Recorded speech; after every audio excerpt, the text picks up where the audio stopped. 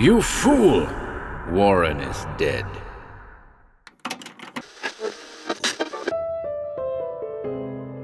Welcome to HorrorBabble. We're back today with a brand new yarn by the elusive M.D. Vickers. The title alone says it all, folks. The Balloon Reaper. And without further ado,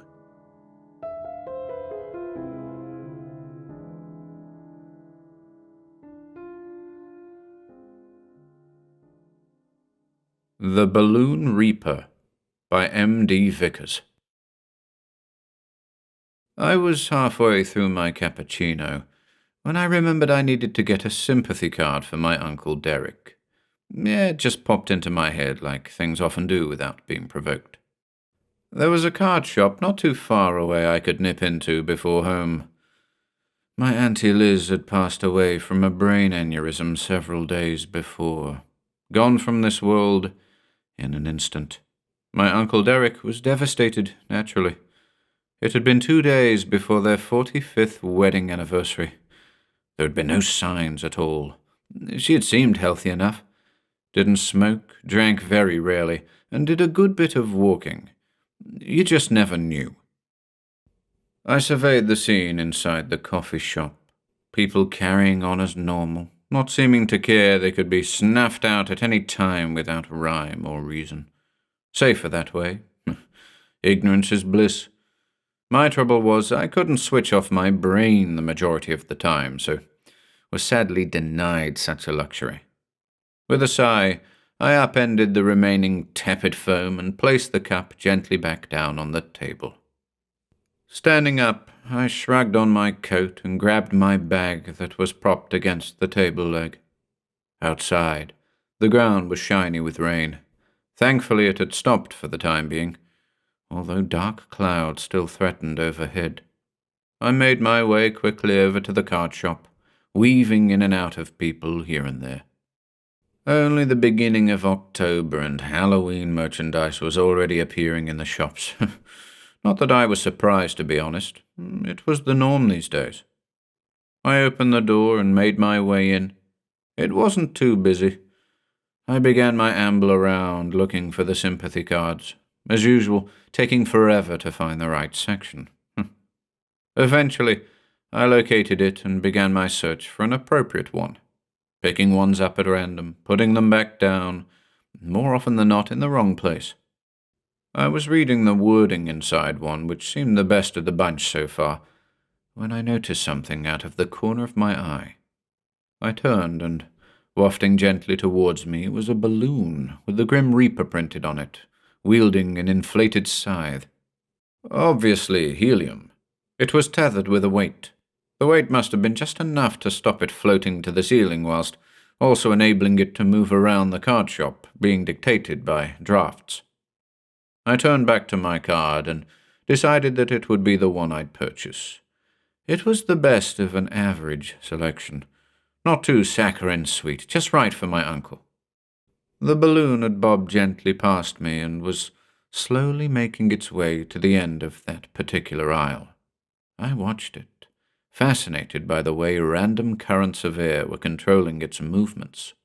When it got to the end, instead of wafting around the corner to the next aisle, it began to make its way slowly back down towards me. A thought struck me with dark amusement that it seemed to be hanging around the sympathy cards. Most apt. It continued to bob in my direction.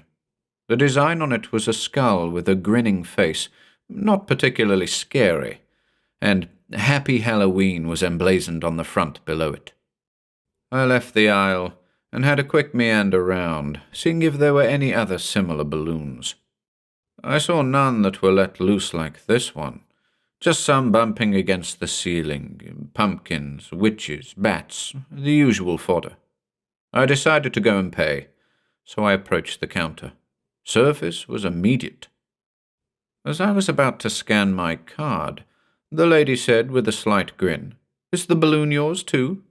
I turned, and there was the Reaper balloon bobbing right next to me.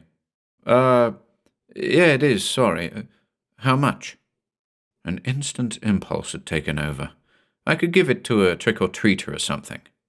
"The balloons are £5, sir. Would you like a bag?" No, it's okay. It seems to like following me around, so I'll just let it wander free.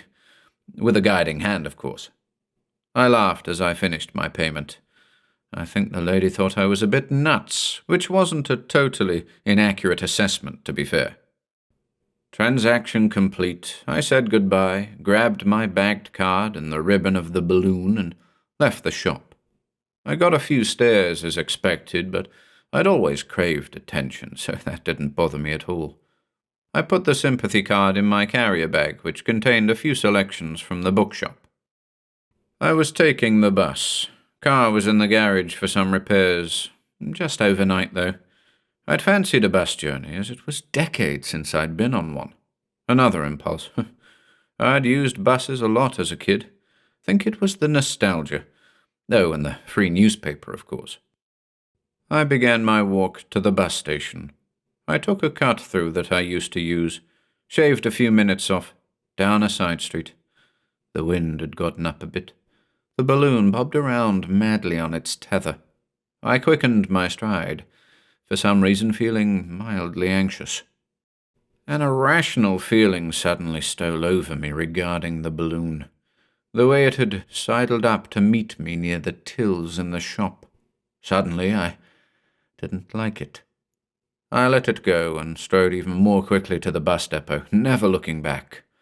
My heart thudded heavily, yet I felt I'd released myself from a burden. My bus was in. I flashed my return ticket and moved down the aisle, a good few seats to choose from. I pulled a book out of my bag as I settled down and gave the pages a furtive sniff. Couldn't beat the smell of a new book. The driver was waiting for more passengers, engine idling. I was reading the back cover of my recent acquisition when a few people started to murmur and chuckle. I looked up and felt my bowels turn to water. The balloon was bobbing down the aisle. I felt disbelief mingled with a rising panic. The balloon halted its progress right next to me and nudged itself sideways to where I was sitting. "Think he likes you, pal?" an old bloke voiced from further down. I forced a smile with an enormous effort of will. The driver shouted, "You're okay, he doesn't have to pay." This was greeted with more chuckles and murmurs. The bus doors suddenly hissed shut and the vehicle slowly began its maneuver. How the hell had this thing found me?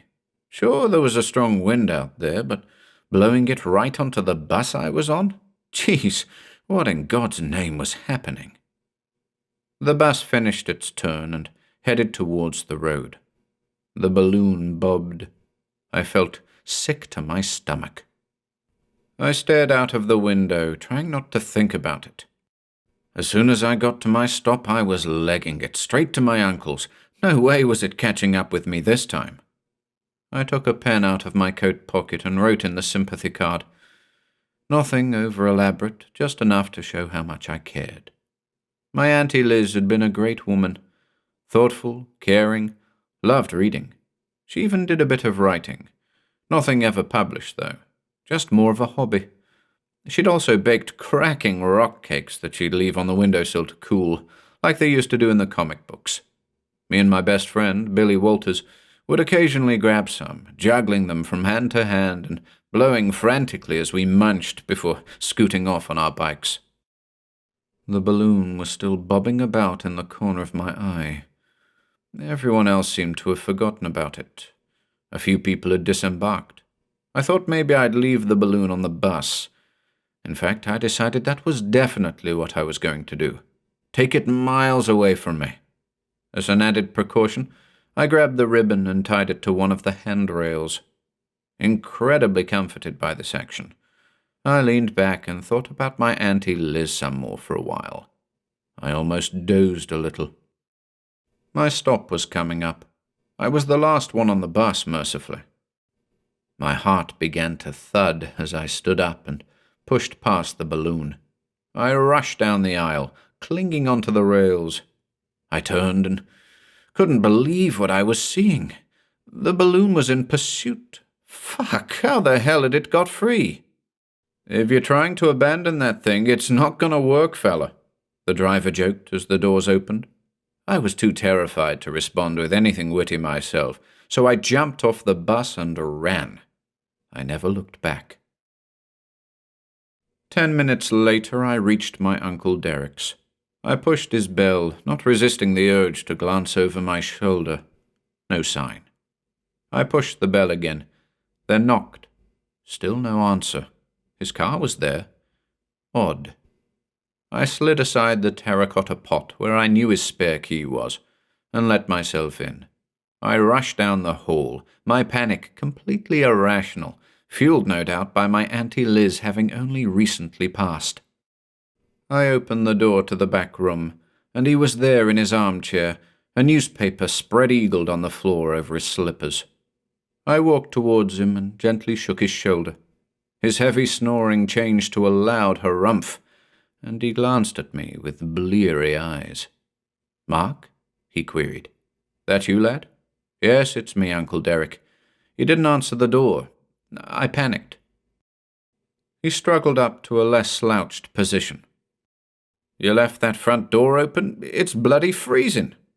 Crikey, I had done too. In my haste to check on him, I strode back down the hall and pushed it shut. "Sorry about that, Unc," I shouted as I walked back. He was already stood up. "Cuppa? Ooh, go on then." I placed the card on the coffee table as he shuffled off into the kitchen. He came back in with 2 steaming mugs of instant coffee and placed them on the coffee table. "Ah, is that from you? Thank you," he indicated with his head towards the card. "As you can see, I've got quite a few." He pointed to the sideboard and mantelpiece. I took a sip from my cup. As usual, he'd overloaded it with sugar. "How are you doing?" I asked him as he picked up his own mug. "About as well as you can expect," he replied, "missing her like mad. Yesterday was pretty bad, what with it being our anniversary. Gordon was here. He's helping me sort out the funeral arrangements. That was my cousin. A good bloke. He was an optician and a big train enthusiast. He had a massive model train track in his garage that was incredibly detailed, and had me totally awestruck the first time I saw it. To be honest," he continued, "I'll be glad in a way when I'm finally with her. Living in pain is no life, really. You take meds, then you depend on 'em.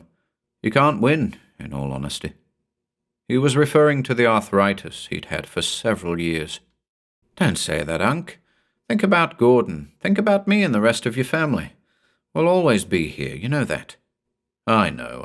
It's just, Liz was one of a kind, you know. It's going to be difficult carrying on without her.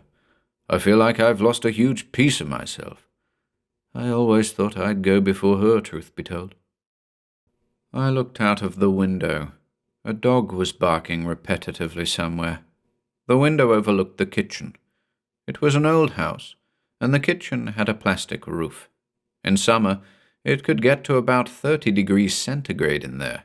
With the oven on, 35 easily. For as long as I could remember, their back room had been their living room. The front room was unused. Cold, musty, and depressing somehow.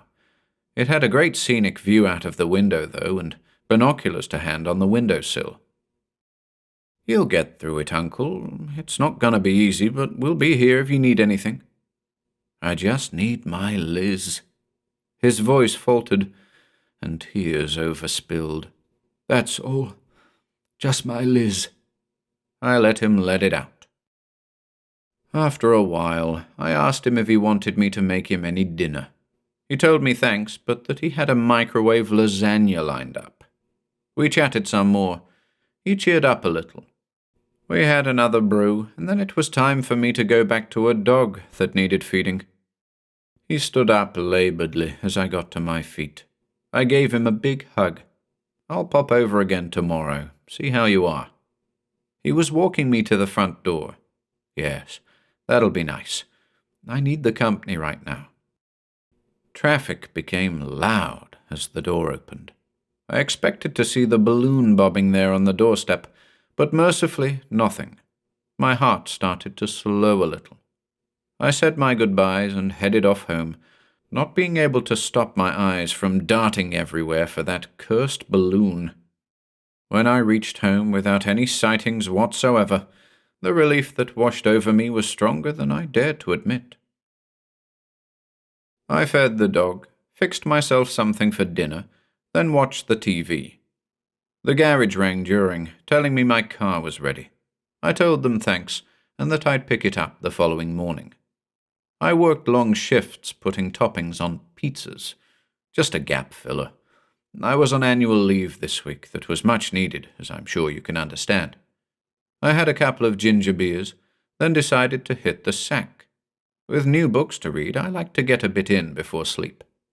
When I finally drifted off, I had a horrible dream about a hot air balloon piloted by none other than the Grim Reaper, which crashed with my uncle and Auntie Liz on board.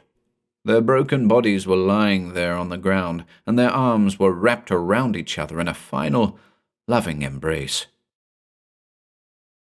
The following morning, I made a full English for breakfast that was well worth the effort, then went for my car. The repairs were expensive, but nothing I hadn't already expected. I thanked the eternally disorganized bloke behind the untidy counter and left with my keys jangling. I drove to my uncle's with Smooth FM on the radio. The weather was much brighter than the day before, but still chilly. Pulling up at the front of his house, I noticed that his small front garden could do with a good weeding before the frosts came. I made a mental note to do it in the approaching weeks as I climbed out. I rang the bell again and waited. No response. Same procedure as the day before, by the look of things. I knocked, preparing to grab the spare key I'd replaced under the pot. Still no answer, so I did just that. I inserted the key with no worrisome thoughts and opened the door. And out bobbed the Reaper balloon. I screamed. Couldn't help it. I staggered back to the gate as the balloon blew gently towards me, almost as though it was moving by its own motion instead of aided by the elements. I opened the gate, and it began to make its way out, bobbing for a moment on the spot, then going left down the street. It continued without hesitancy, just merrily drifting away, as innocent as you please. Why the hell hadn't I just burst the thing and destroyed it? I broke free of my paralysis and ran into the house. The back room door was open. I dashed in and saw my uncle lying on the couch. I knelt down. He was incredibly pale, cold to the touch. I pressed 2 shaking fingers to his throat. No pulse. He was on his back, looking incredibly calm, at peace. The balloon, how in God's name had it... I suddenly remembered how I'd run in yesterday, leaving the front door open. It had been nowhere in sight, but it must have sneaked in and hidden itself somewhere, floated serenely into the back room once my uncle was asleep and brushed him with its scythe. No, crazy, stupid. My uncle had died of natural causes. Maybe he'd succumbed to grief, a broken heart. Or was that just a myth? Or perhaps the Balloon Reaper had granted his wish of wanting to be with his wife. I suddenly remembered my dream with vivid clarity, the pair of them in death's embrace. I remained knelt there and wept, taking solace in the fact that at least now he was with my Auntie Liz, and that was a thought I needed to hold on to keep myself sane. I had no idea how long I stayed there. All I know is I became aware of pins and needles in my foot, so I carefully stood, staying on the other foot for now, as the circulation began to come back. And I had a job to do, didn't I? A certain balloon that needed destroying before it could wreak more havoc. I had convinced myself now that it had been responsible for my uncle's death. I kissed Uncle Derek gently on the forehead and exited the house, heading off in the direction the balloon had gone, after carefully locking the door. No sign, I hadn't expected there to be. I ran. I passed several people. What if a kid grabbed the thing? This hastened my speed. I looked from left to right as I sprinted. Where the hell would it have gone? Maybe it had drifted away. That seemed too good to be true, though. I knew better. I ran a bit further, and then, unbelievably, I saw it. I was sure of it. It seemed to be bobbing on the spot again, about 100 yards ahead, outside a cemetery by the look of it, as if it was waiting for me. I felt an icy chill fill me as I tentatively approached. Slowing to a gentle jog, my heart was thudding in my ears and throat. It made no effort to move. I had to get right up to it before it slowly turned and bobbed through the open cemetery gates. I followed it hesitantly. A sudden cold wind ruffled my hair around on my head. The balloon was buffeted briefly, its journey temporarily hampered. Then it resumed its progress, never once looking back to see if I was following. Mercifully, or maybe not, there was no one else around as I could see.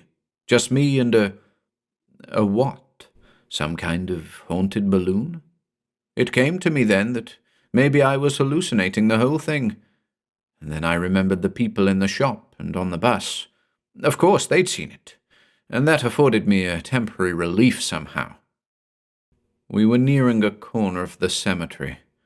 We passed a bin overflowing with dead flowers and plastic wrapping. The balloon seemed certain of what it was doing. Its progress halted, and it bobbed on the spot again, this time also turning round to face me. I felt another icy chill twist through my stomach. My heart thumped harder, fueled by another adrenaline rush. After a few seconds, it drifted slowly over to a grave to the left, and stopped. Then there was a screech of laughter, which to this day wakes me up in the middle of the night screaming in sweaty balled-up sheets. My heart galloped harder as I glanced at the grave's weather-beaten headstone. And of course, it was my name etched on there, Mark John Latham. Apparently I died in 2038, on the 8th of March. Tragically. I felt faint and sick as a massive panic attack tore right through me. I lunged for the balloon as an episode of depersonalization assailed me. There was a loud squeak as I roughly grabbed it, but it was still laughing that high-pitched, hideous laugh. I ran forwards, clutching it, completely outside of myself, and pushed it into one of the bushes that bordered the cemetery. Sharp twigs tore at it, and all of a sudden I felt it begin to deflate.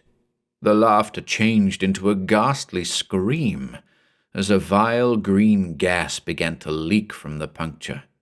The stench was obnoxious, and still I pushed the collapsing monstrosity into the sharp foliage until it was nothing but a scrunched-up ball of foil. Gasping, I fell to the ground, still clutching it. I lay there, staring up at the sky and desperately trying to process all I'd just been through. I held up the ball of foil, totally innocuous, like some discarded crisp bag. The ribbon was still attached. The vile smell was still in the air, and its scream still in my ears. I eventually stood up, feeling incredibly weak, but coming back into myself slightly. Walking over to the bin slowly, scrumpling up the ball of foil as tightly as I could, I stuffed it down right to the bottom, pushing the weighted ribbon in after it. Taking deep breaths, I steeled myself before turning back. The headstone was gone. There was just a patch of grass there. I wasn't surprised at all, but it did nothing to quell my fear. So according to the Balloon Reaper, I had 16 years left. Not a lot, and possibly not even true. But oh, was it going to haunt me constantly now? How could I possibly know for sure? until the time came. Peace of mind was a thing of the past for me now. The thought of pursuing this with the card shop filled me with an indescribable dread and huge weight of despair. The idea felt like the equivalent of pushing a wheelbarrow full of bricks up a hill. But I would have to do it. Needed to do it. Maybe it had just drifted in there, originating from God knows where. I sat down on a bench and stared across at the rows of headstones of lives transpired. It depressed me at the best of times, but now, in light of recent horrific events, I was filled with an inchoate despair that would stay with me for the rest of my days. However long that may be.